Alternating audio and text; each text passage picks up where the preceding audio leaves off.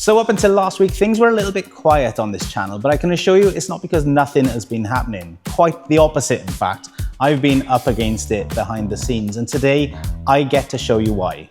Welcome to the barn.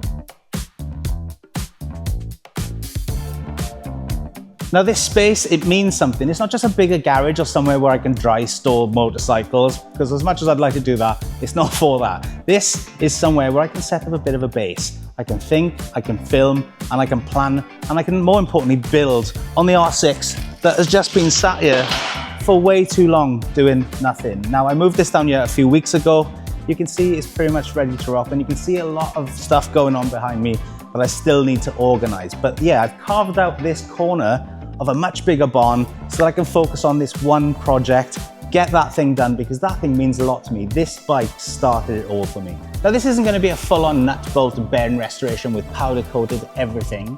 This is going to be healthy, reliable and fun to ride.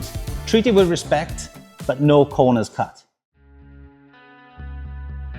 Now with the new space came the requirement for new tools and some new skills. Now you can see I've added a few tables. Another one's got to be built because I want to kind of make it a bit of a bay.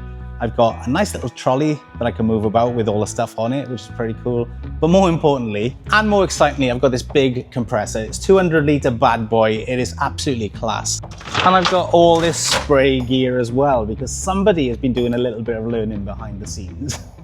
Big new spray gun.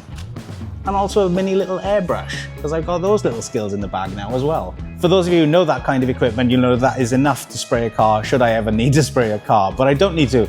It's for the R6 fairing, so it should make nice, easy work of that. Obviously, I am the limiting factor. I'm not as good a spray painter as I would like to be, but it's all about the practice, and you will see that every step of the way. Now let's talk about the silence, because it has been a while, other than last week's video, since I posted a video. And the truth is, all this takes time. You need to save the money, you need to get the tools, and then you need to figure out what you're trying to build. And I don't mean the bike in itself, I mean the area. What's the point in having this barn if I don't know how I'm going to set it up or know what I'm going to put in it, you know what I mean? So this is where we're at the minute. I've got everything, now I need to lay it out. And it's going to be a nice little bay area so that I've got everything to hand should I need it to be.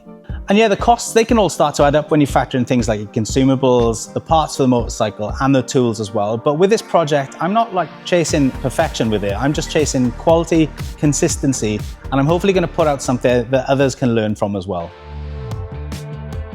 Once the R6 is back on the road, there will be another project in its place. But until then, until it's complete, a spanner will not be turned on another bike. No servicing, no new batteries on any of the other bikes.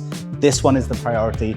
It's the bike that's getting the attention it deserves. But going forward, obviously, providing I can keep hold of this barn, it will see many more projects, each one of them a little bit different, each one of them teaching me something new. So that is the story then, a new space, a fresh start.